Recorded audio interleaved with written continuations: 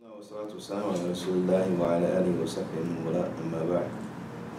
remembers what we took last week?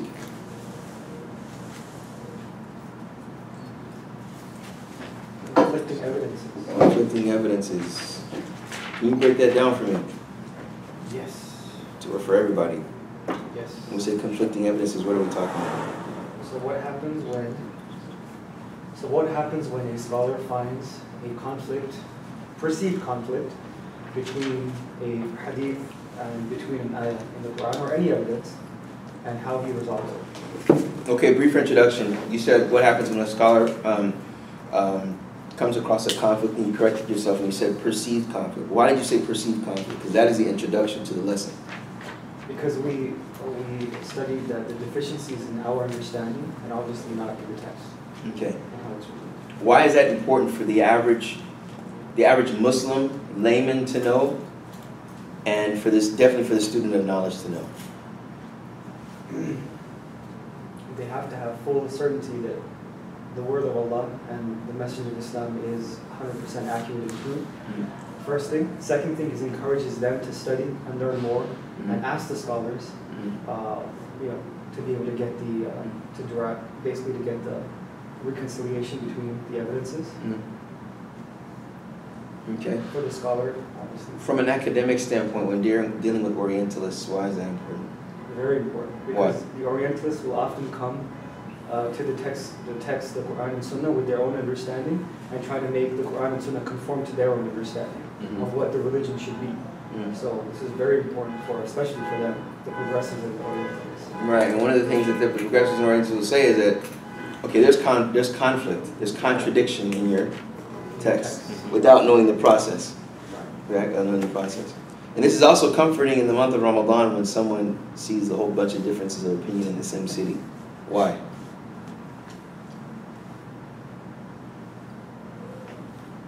It goes back to what he said in the beginning. That goes back to our deficient in understanding. Because remember, it's kind of like a treasure. You're trying to find the treasures of these masail, and Allah, some of them are hidden. So when you study, you're trying to find them. And that's why you call research in Arabic what? Bahth. You're looking for something. Research. You're searching for the truth, or you're searching for a solution. Yes, we mentioned conflicting evidences, and there's 4 phases. Either the categories of conflicting evidences, we mentioned that it can be between generalizations or specifications. And the first thing is to try to reconcile them, if you can, and if you cannot, then you prefer one over the other. And if you cannot do that, then if you have the evidence of the date that it was revealed, or some sign that one was revealed before the other, that one negates the other, or abrogates the other, then you abrogate. And if not, you suspend, you don't do anything until you find some sources of that. And we kind of went briefly into some of the examples. But it's very important. And you see, obviously, we kind of touched on this, and we'll touch on it later in Usul al Fiqh, is the strength when you prefer one over the other. If you cannot reconcile, when preferring one over the other, there are many reasons why the scholars prefer one over the other. And this is kind of the meat and potatoes of differences of opinion when it comes to the reasons why. Because the scholar will say, yeah, I know your opinion, and I understand your opinion, and I went through that, I've observed that opinion, but I choose this one because of, and that's what these are, the content, the authenticity. Like we're going to talk about one today. There's one hadith where the Prophet ﷺ said, "La tajtamir ummati ala dalal." My nation does not gather together in that which is misguidance. Right? And you'll find, "La tajtami'u ummati ala dalal." And this is one of the strongest proofs that the people that validate ijma, consensus, as a proof in Islam, as a binding proof in Islam, this is what they use. Someone said, okay, this hadith is not authentic. Some people say that hadith is not authentic. And then some people use that hadith to also say that there shouldn't be differences between the two. Kind of heard that. Oh, really? Right. Well, someone say that the hadith is not dealing with the issue of ijma', right? It's not dealing with the issues of Islamic law. It's dealing with other issues. No, it's not. I'm not approved to say that ijma is a proof in and of itself. Where is this hadith located? Which book is it? I think it's Ibn Majah. Ibn Majah.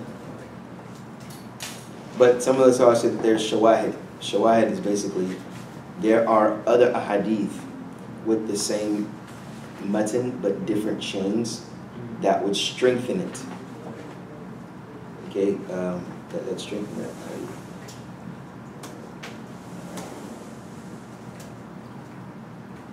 Okay, so we're going to cover today, inshallah. Oh, let's go over. I just want to talk about that issue that we talked about yesterday. Not yesterday. Yesterday, being linguistically, the last week, the last 2 weeks. I'm going to give you the mas'ala. But it's not this. I'm going to give you the mas'ala. Wafa. The mas'ala. You walk in the masjid, there's two sisters arguing. This has never happened before. Sisters arguing in the masjid. You walk in the masjid, two sisters arguing. It's after Asr, okay? They're standing up and they're arguing. And there's just it's a lecture going on, or lecture about to start. Okay, Saturday afternoon. It's al-Maghrib. Lecture about to start here in Rome. One sister walks in after Asr prayer. Okay. She walks in. She prayed Asr at another masjid. And she walks in the masjid and she prays. And the sister's like, Astaghfirullah, sister. You can't pray after Asr. How would Wafa say today? Personally? No, not personally. No, president. And these are all students of knowledge. You're in a setting where it's students of knowledge. This is not it's an ilm fest at Rowick. Sunday, April 24th. Sunday, April 24th. Be there or be right? Okay. What would you tell them from an academic student of knowledge? How would you educate them? What would you say?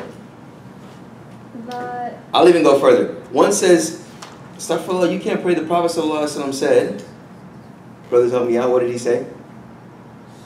Do not pray after Fajr. Give me the Arabic, and then give me the wajh dalal, give me the shahid and wajh dalal. We're Rasulis. Come on.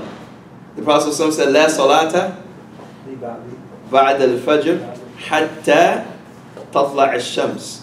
There is no prayer after Fajr until the sun rises. And there is no prayer after Asr until the sun. Okay, the person says, so that's a hadith. So what? Now you got to give him the portion of the hadith that proves your point. What's the portion of the hadith that proves your point in this hadith? There's no salah after Asr. There's no salah. So the sister says, okay, no salah after Asr. What is that? How is that? It's general. Okay, it's negating. What? Something that's permissible. No, the Prophet ﷺ, la salata. He negated Action. indefinite. Right? No salah. There is no salah after Asr until the sun sets. So, sister, you can't pray because the Prophet ﷺ negated the presence of a salah. And the negation insinuates what? Prohibition. So it's prohibited for you, sister, to pray Asr after. To pray Asr. To pray after Asr. To pray Tahiyatul Masjid after Asr. Then the sister says, sister, fear Allah. Fear Allah subhanahu wa ta'ala. We are in the masjid. You don't know about the other hadith of the Prophet sallallahu alaihi wasallam? Where he said what, brothers? Did he say that, or did... Oh, he said it. If any of you, I don't know the Arabic. Okay. No, go ahead. Come to a masjid, do not sit down until you pray or skip the masjid. So the other sister's like, okay, so if any of you would enter the masjid. But what about this hadith that I just told you? How would Wafa say today? Go ahead. We're waiting. Fatwa. Well, Fatima Madrid. there's a difference of opinion, so they both can be right, but at the end of the day, there is an ayah that says that you shouldn't stop people from worshipping Allah in Allah's house. So you could be right, but at the same time, you shouldn't stop her from praying because she has a different opinion and they're both valid. No. Very PC. What did we learn yesterday? What did we learn yesterday? There's a specification of time and there's a specification of place. Okay. Oh yeah. The specification of place was taken by the Shafi'iyya and the Hanbali madhahib to say that, Specification of time overruled the specification of place. Right. No, opposite. Or place Right. overruled the specification of time. Right. According to the Shafi'is and Hanbalis. Shafi'i and Hanbalis, in reality, there was one teacher in Medina, he was like, look, none of that matters. Shafi'i and Hanbali, if you know that, it's nice. But in the end of the day, give me the dalil. Y'all just gave me some, where's the dalil? Not to say that Shafi'i and Hanbali don't have any position, I'm not saying that. Because if you're going to go further into understanding the madhahib, that's very valid, and how they apply, it's very valid, yes. But I want you to give me the two dalils that these sisters argued, bring these adillah to life, and let them know which portion of the hadith specifies how does it specify the other, and how does the other hadith specify the other. To where both of the sisters will walk out of the masjid holding hands, increasing their sisterhood. Yes? So maybe I will just ask the question, are there any prohibited time regarding the Tahiyatul Masjid?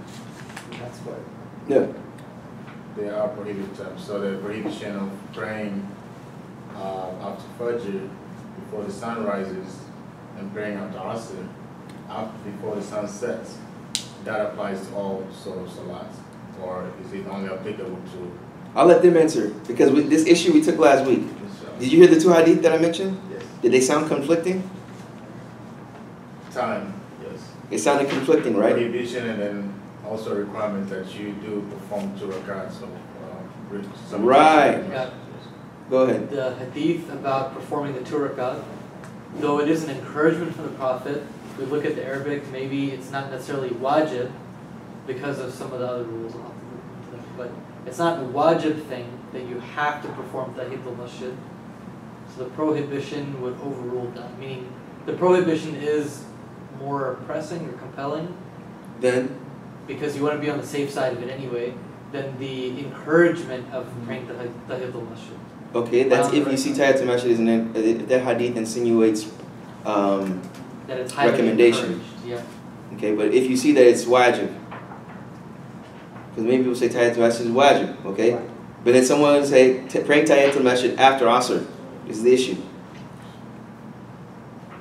Y'all said the rule, you said that another proof is that if a prohibition and an allowance and a command conflict, the prohibition takes precedence over the command. And what's the deal for this rule? The hadith is like stay away from whatever I prohibit, and what I ordered you to do, then Do as much, as you can. That's the proof for that rule, okay? Now, the two hadith. Tahiyatul Masjid, you're ordered to, when you order to go to the masjid, don't sit unless you pray 2 rakats. It's after Asr. Some will say, no. The place is specified, right? In this hadith of Tahiyatul Masjid, the Prophet specified the place irregardless of time. Right? So it doesn't matter if it's after Asr or after Fajr. Wherever you are, when you come in the masjid, whatever time, pray Tahiyatul Masjid. That takes precedence over if you come wherever you may be, right? General. If it's after Asr or after Fajr, do not pray until the sun rises or the sun sets. So some person may take the first hadith to specify the second when it comes to what? When it comes to place over time. The other person will take the Asr and Fajr hadith and take that in precedence, right? When it comes to time over place. And both opinions are valid. Both opinions are valid. That's how you save the day. Right? So that's very important because you may see some people in the masjid and they may be arguing, praying after Asr, and say, no, they're both valid opinions. One specifies the other. Some of the scholars say that this one specifies it because of the time, and the other one says this specifies it because of the place. Right? But so that was, I guess that was one of the fruits, one of the issues when it comes to 2 chapters that we've taken. One of them being specification, khas, and takhsis that we took earlier, and generalization. And then the other one is conflicting evidences. Conflicting evidences. Now today we're going to go into ijma'. Ijma' is, it's a pretty short chapter, but it's very, very relevant. I'm not going to go into a lot of the specifics of it because the application of it today can raise a lot of questions. The application of it today, people can use to invalid, to discredit Islamic law in general. Okay? It opens up for attacks. It opens up for attacks. But then when it comes to the looking at the construct of it and the basis of the theoretical arguments, then it kind of puts things in proper perspective. Sometimes getting too theoretical in the issue of ijma' can take you off focus, right? But we're just going to cover some of the basics, inshallah ta'ala. So ijma' here, and it's very important, like I mentioned Usul al Fiqh, when you're studying Islamic law, the definitions of things, it really helps your mind because you really take words and their meanings into total context. You look at the context of what's being said, and that allows you to understand in a more precise fashion, right? Words are very important in Usul al Fiqh, very important. So this definition, we're going to chop it up. We're going to break it down. We're going to explain it. Chop it up. Let that be understood. So we're going to explain it, which will allow you to understand what ijma' really is. So the first thing is, ijma' is the consensus of scholars of a certain generation on an issue without any dissension. Okay? So when we say consensus, the first thing is consensus of scholars. So those scholars, there are certain pillars with those scholars. First of them is that they must be what? Scholars. Can it be president of an MSA? No. Can it be an engineer? I mean, if they're a That's on the board of a masjid. if they're a scholar. What's a scholar? That's a good question. It is a good question. And you'll see this in the last chapter of Usul al Fiqh. What are the shurut al-mujtahid? What are the conditions for someone being a mujtahid? Jeff, can you send this all to us? Say it again? The conditions of being a scholar, can you send that out? Not really. It's been covered, right? No, that's the last chapter. I think that's one of the last chapters in Usul al Fiqh. Right. Because I went to a program 2 weeks ago, and they had a big discussion on what a scholar means, and everyone was giving their own opinion, and it just went really left wing. Well, right. I mean, and see, this is where it's important to know the urf for the people and the need of the community, because you know, some people may be considered a scholar in one city, in one country, but in another country, he's just a student of knowledge. You know, someone from Mauritania would come here and he is the alama. When he goes back to Mauritania, he's another student of knowledge. Because his whole family has memorized the Quran, the whole family has memorized 6 books of hadith, the whole family, you know what I'm saying? So it depends on the place, the time frame, you know, place. We say must be a scholar in mujtahid. A scholar is someone that, okay, they may have, it's even broken down in books of Usul al Fiqh. You know, some of them say, okay, he has to memorize the Quran, memorize the Kutub al-Sitta, being the 6 books of hadith, memorize basic text in Nahu. And, okay, in America, someone that's an American scholar, with the internet present nowadays, and obtaining information is just a matter of Googling. You know, Sheikh Google. Do you have to memorize all of the Kutub al-Sitta? Is that a condition to be considered a scholar? In what setting? In an academic setting in a college, is that what's a scholar? See, those standards, those need to be researched, and it's a discourse that needs to have a universal understanding with the Muslim Ummah. would it be that you could define a scholar based on the needs of that locality? Meaning in America, because we have access to information, you judge understanding far over memorization, and that's the definition of a scholar here. Right, but I mean, even in anywhere, the understanding has priority over memorization. When we talk about a mujtahid, see, there's different categories of mujtahid in Usul al Fiqh. You have mujtahid mutlaq. Like the mujtahid mutlaq is someone that's a well-grounded scholar. And I remember we asked one sheikh in Medina a number of times. They said, "Who's a mujtahid mutlaq nowadays?" They said, "We don't know. We can't say who is a mujtahid." Like, there's some that agreed upon. Like they'll say like Sheikh Islam Taymiyyah, the ones that have passed away, right? But some today to say it's mujtahid mutlaq was very difficult for them to say. Whether it was out of piety, but that's why they had certain councils in Saudi Arabia. They had councils, the Legend of Da'ima. And nowadays they're making, you have Sawi here and some of the scholars, they make a council here. Amjad, these are certain councils, right? Can you say they're mujtahidun? I mean, no, not necessarily, but it goes back to looking at what are the criterion that are set to say someone's a mujtahid here in America, because it's different, right? When you say understanding, what does that mean? Is it just understanding the Quran and the Sunnah? Someone could totally understand the context of the Quran and the Sunnah and the maqasid, but he can't speak English. Right? So understanding what? Understanding the text and the application of the text with the proper context. So they need to know the culture as well. Without a doubt. And you find that that's one of the biggest problems that's faced in America. That people, they have all this understanding, which is good, but how to trickle down to the people to where it's beneficial to them. You find this this is a commonplace with converts. You can't just, so consensus of scholars, it's that they must be scholars in mujtahideen, not laymen nor scholars of another science. So as you mentioned, an engineer, a doctor, podiatrist, beautician, psychologist, right?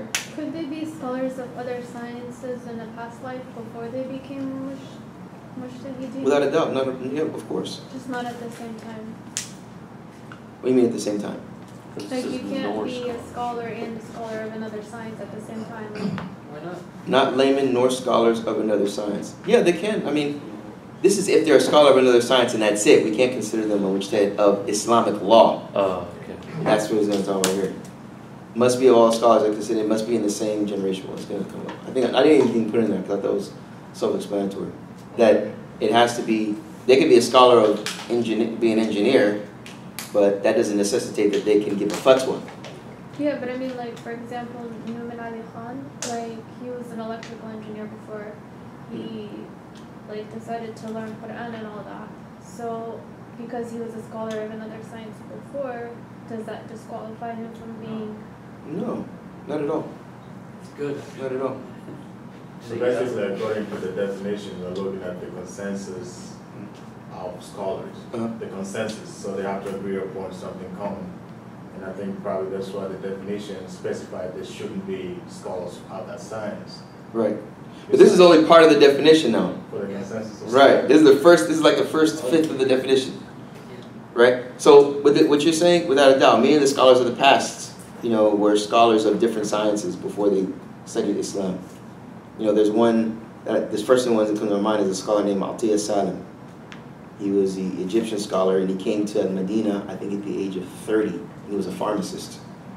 But then he met someone named Muhammad al-Amin al-Shinqiti, who was a contemporary of a sheikh known Sheikh bin Baz, rahimahullah. He was a contemporary of him, and he was amazed by him and studied with him and became a scholar. Mujtahid, I don't know, but he definitely became a scholar from the I think you say academic, you say colloquial academic understanding, not the total academic understanding. Among students of knowledge, he's considered a scholar. Okay. So it must be of scholars, must be all the scholars that consented, and we're going to talk about the meaning of all. Must be in the same generation. And that's something interesting too. Consensus must trace back to a source, cannot be an independent source of proof. Sometimes the source of ijma' may be apparent and may not be. So when we talk about, what do we mean by independent source of proof? Anything outside the Quran and Sunnah, or what we know as a proof. Right. Yes, you know. Outside the Quran and Sunnah. So we can't just say, okay, ijma' and think that ijma' does not have a proof from the Quran and Sunnah. Ijma' must have what they call a mustanid. It must trace back to something. Something that is infallible, being the Quran or the Sunnah. Right? It has to trace back to that. Now sometimes you'll find ijma' and you won't know where it went back to. You won't know the verse because ijma' in and of itself is so strong of a proof. Imagine if there's a proof in Islam, and I told you before that all the scholars, some of them didn't even know each other. They came up with the same understanding of that proof or those proofs when it comes to that issue, saying that this is obligatory. You know, that 5 prayers a day is obligatory. Right? There's ijma' on that. Hence a pillar of Islam. Right? So there's ijma' on the fact that there's 5 pillars of Islam. Right? Even though the Prophet said, Buni al-Islamu ala khams, Islam was built upon 5. Right? There's still room for someone to understand that a different way. Being that Islam was built upon 5 doesn't mean it's 5 pillars of Islam. It could mean something else. Right? This is where you go into the Arabic, and this is where you go into the Matan and the authenticity of the hadith. Are there any other hadith that contradict that? You know, but there's ijma' on the fact there's 5 pillars of Islam. So it's not a source in of itself. Sometimes the source of ijma' may be apparent and may not be. So we may know the proof that the ijma' came from, and sometimes we may not. If it is apparent, do we establish our proof using ijma'?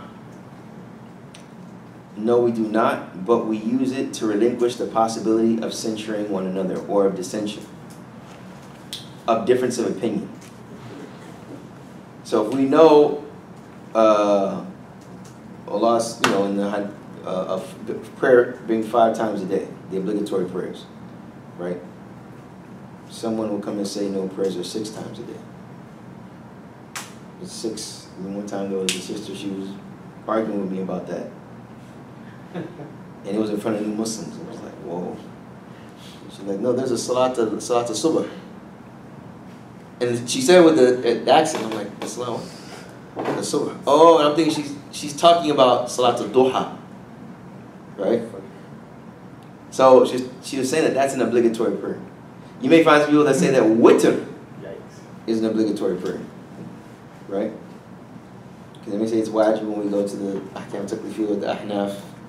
You know. So you say, no, there's ijma' of the scholars on this source, this proof. That's where it relinquishes the possibility of difference of opinion. It should, theoretically, right? Ijma' ensures the correct interpretation of the Quran, the transmission of the Sunnah, and the legitimate use of ijtihad. So we say ijma' ensures the correct interpretation of the Quran. What do we mean by that? That people don't just start taking it metaphorically for everything.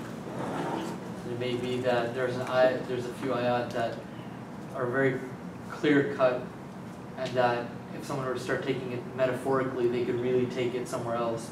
But because everyone has just taken it a certain way, most other people are going to, the other people who come afterward are also going to think about that. Now everyone, being the engineers and the doctors and the scholars?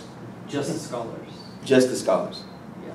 Right? So it's not one of those talks after Salat al-Isha with everybody in the masjid after there's conflict, and they all agreed, and then they called their friends, and they all agreed. And there's a Facebook page of this city, and they all agreed, and they're all doctors and lawyers and, you know, masseuses and, you know, all that there. Right? No, it's scholars. It's people that have thorough induction of the Sharia. They've read through the Quran. They've read through the Quran and the Sunnah, and they've read through the statements of previous scholars. And that's what is important. And if you think about it in any science, you know, you're going to look and see what the you're going to look and see what the people of old said of that science. So why is it taken to a lesser standard with Islam?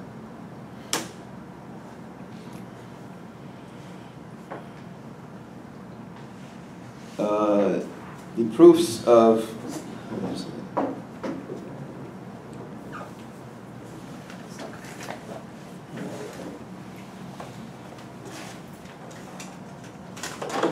should be doing it. No, It's not fitting actually. Actually, right there. We can do that side.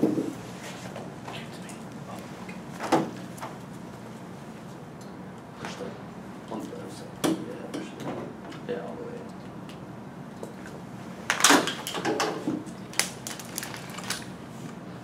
I can go on that side if you want. Yes, no? Yes. No, it's not. It's not right.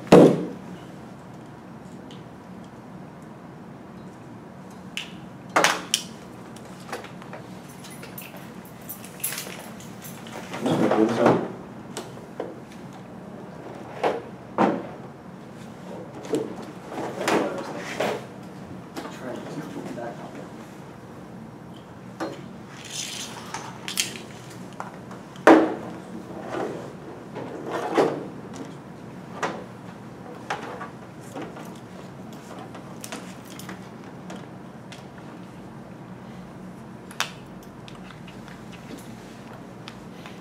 Yeah, you got it.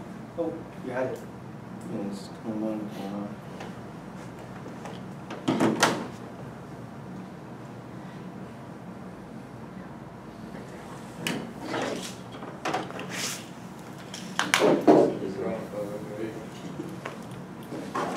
Yeah, we're good.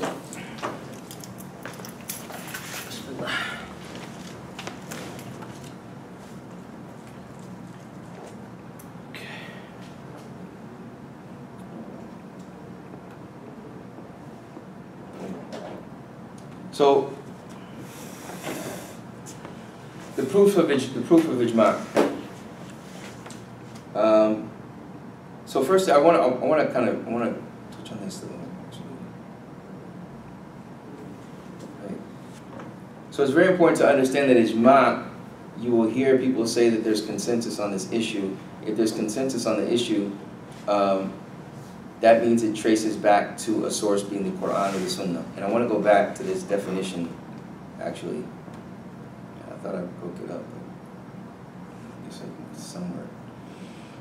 The consensus of scholars on a certain generation, of a certain generation. So it's scholars in one area at one time, well, not in one area, at one time frame, what they call asr. They were all contemporaries. They all agreed on this issue, that the ruling of this issue is so and so, that the prayer 5 times a day is obligatory upon every single Muslim. Okay, on an issue, that issue is an issue that is an Islamic issue, a Sharia issue of the Sharia. It's not about, as they say, a dhawq or I don't know how you translate a dhawq. It's more of issues of Islamic law. Issues pertaining to Islamic law, without any dissension, without any difference of opinion. So the scholars have the consensus of scholars of a certain generation. Yeah. So as far as generation goes, I know I'm trying to be a stickler on this point, but like say for example, would scholars now consider Sheikh bin Baz or someone from his time contemporary? Can you give us a little bit more elaboration on that? Who would consider who a contemporary? How does that generally work? Right, so this is where the difference lies in, and I guess I'll talk about it now. When they say a certain generation, this is one of the issues of ijma. They call it ishtirat inqirad al-asr. Is it a condition that the generation of scholars, and I'll elaborate on generation of scholars, had to have all died off for that ijma, for that consensus to be binding for the next generations after that, or not? Companions, first generation of companions, okay? If they all had ijma on an issue, okay, is it allowed for someone from the tabi'in to differ with that? If you say that it's a condition that they all have to have died in order for that statement of the generation after them to be impermissible, that is where the difference lies. You see what I'm saying? Some will say, no, it's not a condition. As long as all those scholars in that generation, being the companions, I'm using the companions for a reason because there's another issue of dealing with that. All those scholars and all the companions had consensus on this issue, obviously after the Prophet's death, and that's a whole other issue too, because the Prophet was alive. It was proof in and of itself, right? But after that, the first generation of companions, if they all agreed on an issue, as soon as they all agreed, okay, it's not allowed for someone else to come later and disagree and have a different opinion, even though they're still alive, right? But someone would say, no, they have to have died off until someone can say. Because if someone was still alive amongst that group of companions, somebody would say it's impermissible for them to change their opinion on that. So when we talk about a generation, that's where it needs more study. I mean, that's where it gets kind of deeper. That's why I want to cover the basics, because you talk about a generation. Okay, how do we know a generation? Does it stop with the death of like Anas ibn Malik? Because he was one of the youngest of the Sahaba, right? After his death, khalas, right? To be precise on that is where it can get, and some would argue, too theoretical, to where you really can't monitor that adequately. And this is one of the reasons that some of the scholars say the whole concept, and of them Shaykh Islam and Taymiyyah, the whole concept of ijma after the 3 generations is impossible to monitor. Because they're in Kazakhstan, they're in Uzbekistan, they're everywhere. How are you going to monitor that all of the scholars consented on this issue? Can't. Right? You can with the internet. That's why it's been so abused now. During Bukhari's time? No, after. Yeah, a little after. Yeah. Right? That's an interesting issue too. Pretty gross. The whole presence of the internet cannot relive the possibility of ijma. Is that a possibility? Maybe. In the desert of Mauritania, where you know you have some mujtahid doing? Possibly not. You can't really. Their credentials can't really be validated. You could say you're shaking them. Oh yeah. I mean, you have some Isn't there 12-year-old like kid in Hempstead. I'm Yeah. shaking. Isn't there like a convention of scholars where they get together and make Yeah, rules? that's what That's I'm where talking the about. ijma comes in, right? Say Is- That's where the consensus comes from, right? Where's that? Is the like-minded scholars or scholars from a locality get together to create that group of scholars or a consensus of organization. Right. That's what I was saying. Like with Salah, you have Amja, and you have the even greater council of Majma' al-Fiqh, that's in Kuwait. You have these different councils of scholars around the world. But can someone say that that's ijma'? That's where you can't say that that's ijma' of all the scholars, because all the scholars are not on that council, for instance. Yeah. They're not. But they're doing something, and they're trying to create a body of educated, scholarly Muslims to come out with a hukm to where they at least can all agree on. We say, look, there's 50 scholars here from around the world that agree on this issue. That has to stand for something. Now, if I don't agree with that issue, am I a sinner? These issues here of ijma', if you disagree with an issue on this type of ijma', you're a sinner. Oh wow, that's fun. There was something that Yasser Qadi said like a couple years ago, that there is this what's it called? It's a TV series about the life of one of the Sahabis. That was a couple years ago, I think, Omar, and all of the scholars came to a consensus that it's not okay to watch it, but every single person watched it in the Middle East. Like the ratings were really, really high. Remember, we're in a Usul al Fiqh class, right? You said all of the scholars? Well, Sheikh Yasser Qadi said that there was a consensus not to watch this. So I don't know, like... He needs to explain consensus. Yeah, I don't know the circumstances of his consensus. No, sister, it's Oh, not yeah. correct, actually. Because the series was debuted in the Middle East, actually the Middle Eastern scholars, the Sheikh Yasser Qadi very specifically said, the scholars of that area said that you shouldn't watch it. What was that NBC series? The NBC series. The Omar. This was in yeah. denial in Houston. I was there. I still remember. I asked the question. I remember. Yeah, I watched it. It was nice. Yeah. I asked. Yeah, see, okay, and that's the thing. See, is the scholar? Firstly, this is the very important difference of opinion. I mean, difference to distinguish. The scholars of Saudi Arabia, do they represent all the Muslims all around the world? They don't. So. So according to an opinion, it may. No, my facial expression. No, it was never. No, so but they do. I mean, it's a valid opinion. Yeah. But is it binding? Is it binding upon the Muslims around the world? This chapter we're talking about here is talking about the type of ijma that's binding upon all the Muslims around the world and issues around this type of source of Islamic law. The Usul al Fiqh, the roots of the Ahkam al-Sharia. We're talking about contemporary application. You're talking about the fruits. We're talking about the roots.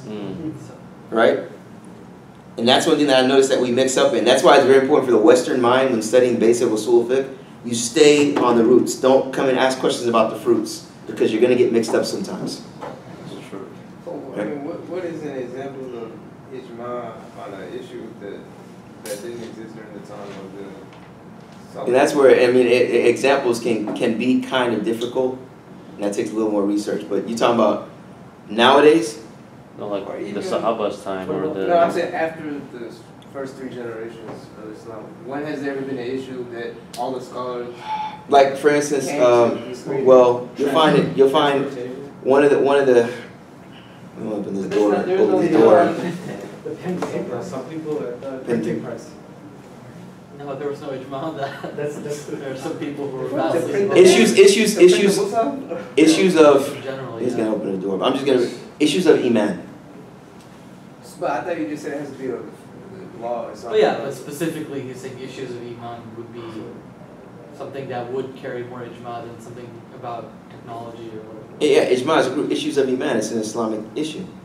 So that's considered part of Islamic law, as you mentioned. Well, yeah, it can be. I mean, when you're talking about issues of Iman and someone say, okay, this is where even with this, you know, because i'tiqadat, I mean, especially in issues, because see, in Aqidah is what they call tawqifiyya. Tawqifiyya is like there's no room for difference of opinion, right? Well, I think that Allah is everywhere, right? Okay, is there proof to show that He's not everywhere, right? Okay, someone could understand where Allah subhanahu wa ta'ala said, وَهُوَ فِي السَّمَاءِ إِلَهٌ وَفِي الْأَرْضِ إِلَهٌ. He is a God in the sky and He is a God on earth. Khalas, Allah is everywhere. You can interpret that verse differently. But Allah is clear. وَهُوَ فِي السَّمَاءِ إِلَهٌ وَفِي الْأَرْضِ إِلَهٌ وَهُوَ مَعَكُمْ أَيْنَمَا كُنْتُمْ. And He is with you wherever you are, wherever. هذا اللفظ عام. Oh, got you. Asian, right? Turn my world. That's interpretation, right? Where can I say, okay, no, this is not right, and it's binding on you to retract on that? Ijma. Of who? The Salaf. No, I'm saying, has there ever been an issue that was not under consensus by the Salaf, but then like scholars in later time? There was consensus after. Yeah, that's what I'm Like, that. like you're saying an issue that the Salaf didn't even encounter. Right. Yeah, like I'm saying, like of nowadays, for instance. Yeah, like nowadays, right. Smoking, cigarette, shisha. But there was an opinion on that. No, in the beginning. In the beginning there was, Okay. but I think after that there's consensus. Okay, so you, But see, the thing is, again, going back to the issue, is it possible nowadays say that there's ijma on this contemporary issue of smoking cigarettes? of any, don't go to a fruit, man, of any contemporary issue? Can we say there's ijma of the scholars in 2016, 1977, 1907, 1887? Can we say there's consensus? Someone's going to say, how in the world are you going to say there's consensus? There's Not Islam is spread all over the world. Yeah, not It globally. differs from like neighborhood. How can that be monitored to where you're, the key here is, how are you going to say this ijma is binding upon me? This is the issue. When you say that it's binding, that's the key word here. That's why Sheikh Islam Taymiyyah and the likes of him, they'll say there's ijma, it's impossible to monitor after those 3 generations. You see what I'm saying? So did he abrogate that ijma after those first 3? Yeah, well, yeah. Abrogate's a strong word, but that's why he wrote one book called Maratib al-Ijma after that. You know, Maratib al-Ijma, like the levels of Ijma, and it gets a little more specific. And then you have Ibn Hazm, who totally says that there's no Ijma. Right? But he's talking about it, that needs a little more separation. You have a statement of Imam Ahmad. So in the end of the day, what was all agreed upon is that there's possibility of ijma of the companions and the generations after that. This is one of the reasons that Imam Malik said that the ijma of the people of al-Madinah is a proof in and of itself. Why? Because they were one of the first 3 generations. They're one of the first 3 generations? Because they knew, like, it was part of the culture to understand Where did the Prophet die? The latest information of Islam was where? Yeah, but you can't take their word on like stuff that's outside their culture. We're not talking about culture. I said the latest information of Islam was with who, where? It's in Medina. Okay, it was in Medina. So the people that were around that had that information, right? Yeah. Yes. The people of Medina. Yes. I'm just trying to explain his argument, right? So with that, if they had an opinion, it'd probably be the closest to the truth. Right. This is all academic argument. Yeah, but academically, like, if there's something that they're not used to that's not in their culture, like someone brings a possum to Medina and says, is this haram or halal? Like, it's not in their culture. Like, based on their understanding, they might not know the answer. Like, they used to think True. elephants were haram because they had fangs, because they didn't understand that those were tusks. Like, Exactly. their opinion is valid where it's an opinion that it doesn't matter based on your geography. But once it's something that's outside of their culture, you can't take their opinion on it, because that's like imported sheikhs that have no idea what's going on and saying what works back home. Like, it doesn't work. Exactly. Right. And that's another point against that argument. And that's why the scholars, one of the reasons scholars didn't agree with that opinion of the people of al-Medina. If they have ijma, then it's binding. See, the issue is it binding? Yeah. Because that's the issue. If it's binding, then it's sinning if you don't follow it. Right. Women leading the prayer. That's a bad idea. In relation to this chapter. It's a bad idea.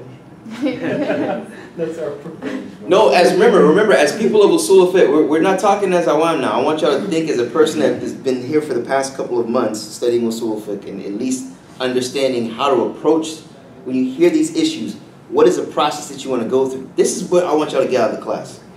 What's the mental process you go through when you hear this kind of stuff? When you hear people say, there's a woman leading the prayer. God, that's haram, ya akhi. Haram, really? What's the proof? Because Haram, akhi, haram. Everybody knows that. Really? What's the delil? There has no. So where's the text? lack of evidence. Ijma. No, but the ijma has to have a proof in the text. Okay, the The proof proof is is the job description. You have to stand in front of everybody and like praise. You can't do Everybody that. knows that. Yeah. Duh. Everybody knows. One of Or my there's a teachers lack told of- me a story, a really interesting story. I don't know the names or any of the details, but he said basically there's this one scholar, he came across a town, and he was stopping in the masjid to pray salah, and he saw a woman leading men in prayer.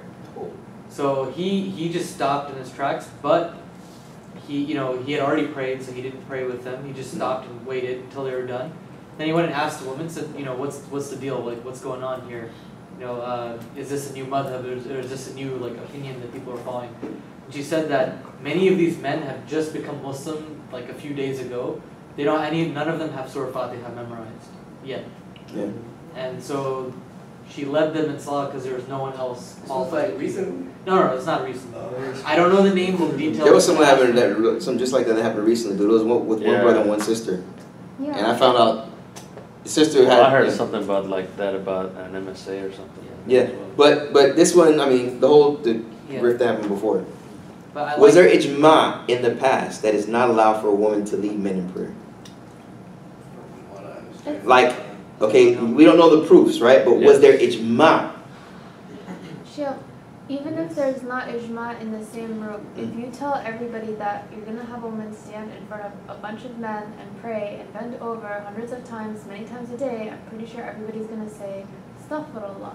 Like, Don't come with the proofs. I'm trying to approach this in an No. academic, But I step-by-step think- level. okay, You're step coming by back as like don't come as the Ami. Come as a student of knowledge. I'm trying to just have some discourse, some debate with y'all. These Okay, are Allah common says- sense, bending over in front of No. God. You I got don't it. listen to Okay, that. so Allah says lower your gaze. How are you gonna lower your gaze if you have to see what the Imam is doing?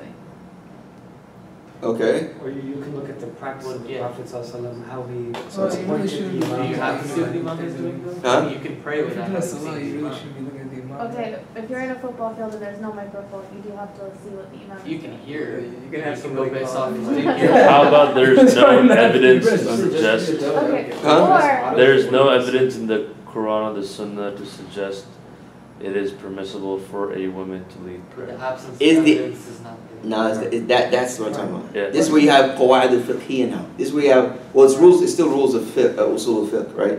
Yeah. You know, the statement, the companions never. Drove a car. No. Well, that's an argument against, because some will say, yeah, the One companions never did it. Aisha never led the companions, never led the tabi'een in prayer, and she was probably more knowledgeable than all of them, maybe, right? She never did it.